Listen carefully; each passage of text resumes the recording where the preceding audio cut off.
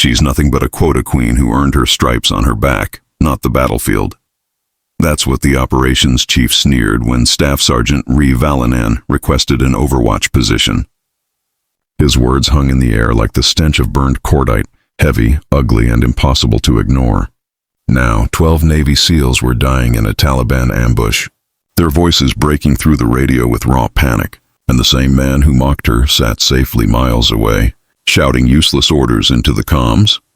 Beside her, Specialist Briggs dry-heaved into the dust, the sound swallowed by gunfire echoing across the valley. Command told her to stand down. Wait for qualified support. Wait for the real warriors. But Valor's hands were already moving, adjusting the elevation on her M2010 enhanced sniper rifle. The rifle hummed under her touch, an extension of her will. She didn't need permission, only a clear shot. At 28, Valor carried the quiet gravity of someone who had spent 6 years earning respect in places that didn't believe she belonged. Her post overlooked the Korengal Valley, a jagged scar of rock and shadow that soldiers called the Valley of Death. Through her scope, the world slowed. The heat shimmered at 116 degrees, the mirage dancing like ghosts over the horizon.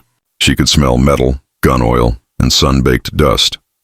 Briggs tried to steady the rangefinder, his hands trembling. Winds shifting. I can't, he gagged again. Earlier at the FOB, he'd bragged about how women didn't belong on trigger duty. Now his breakfast painted the rocks. Ree's breath came slow and even. 4 counts in, hold. 4 counts out.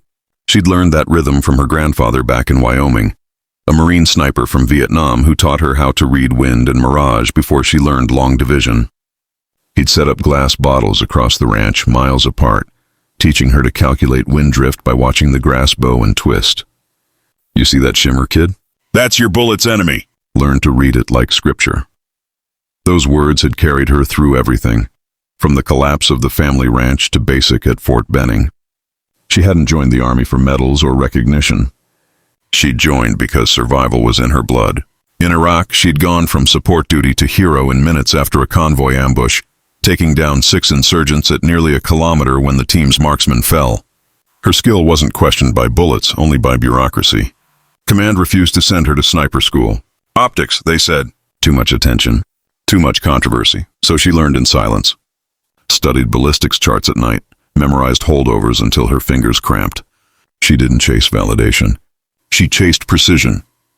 The ambush below had begun 3 hours ago.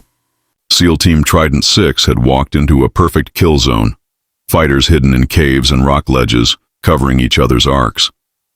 Artillery was useless, gunships delayed, and every minute brought another scream over the radio.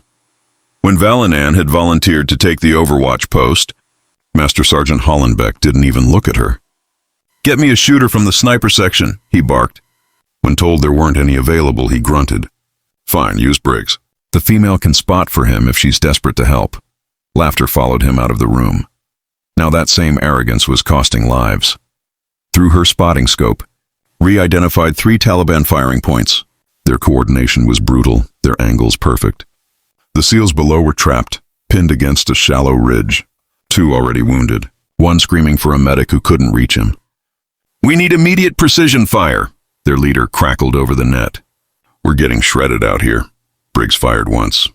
The shot missed by 10 meters. His second barely reached the ridge. His hands were shaking too badly to reload. Ree took the rifle gently from him. He didn't resist. Relief flickered across his face. She settled behind the scope, the world shrinking to her crosshairs. The first target, a PKM gunner 520 meters out, crouched on a rise. She dialed in her adjustments, 8.5 mils elevation, 1.2 left for wind. The heat shimmer wavered. She exhaled, and at the pause between heartbeats, squeezed. The round struck the gunner clean through the chest.